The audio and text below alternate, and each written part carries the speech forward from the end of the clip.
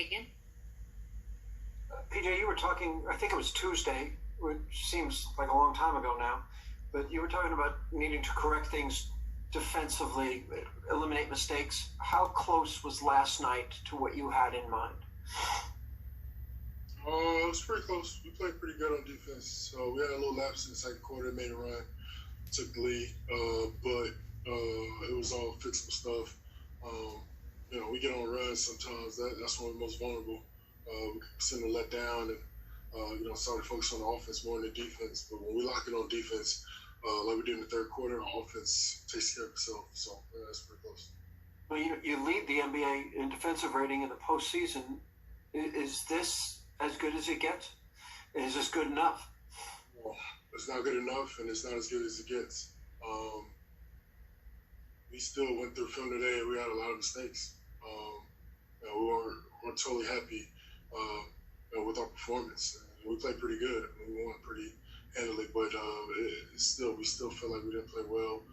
Still a ton of mistakes and things we got to shore up. To be able to finish the series out, they're going to come back.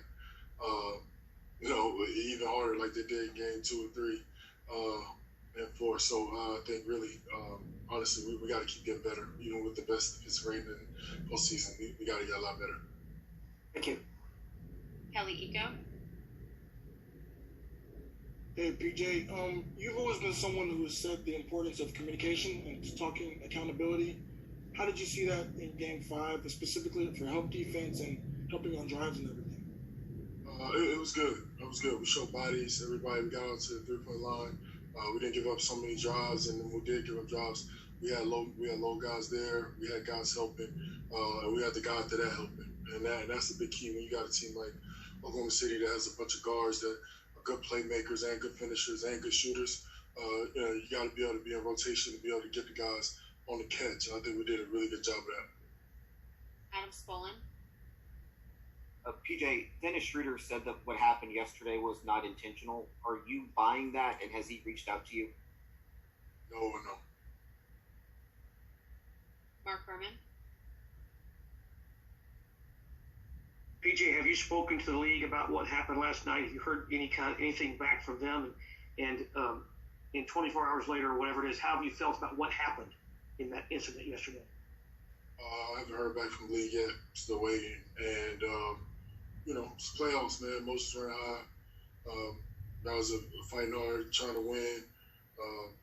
Sometimes stuff happens and, reactions happen. But, it's basketball. It's part of it. Keep playing, get ready for the next game, and keep fighting, try to win. Period. Kaylee Griffin.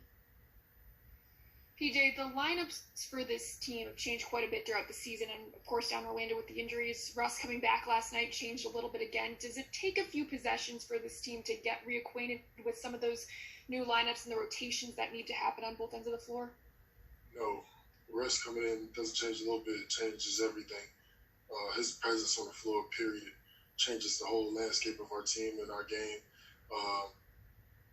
And it showed that from jump ball. You gotta have a couple people on Russ. He's such a big, strong guard who, get downhill. He's so fast. Guys have to load up to him, and our shooters get, more open shots. Now you got a different person that probably shouldn't be on Eric or shouldn't be on James guarding him. And it makes it easier for everybody on our team, top to bottom. I knew he would come in full speed, but, you kind of forget after he's gone for a while just how much people have to, respect him and be there to help other guys on him, because guarding one-on-one is almost impossible. So happy he's back, happy the team. Everybody else just kind of get the feel back their spots around, and coach gets to figure it out. Our lineup's always short. Coach doesn't play more than about 7 or 8 guys a game, so it's always tough, especially with somebody like Russ being injured and coming back. So it's something that we'll have to figure out going forward. Ethan Bristol.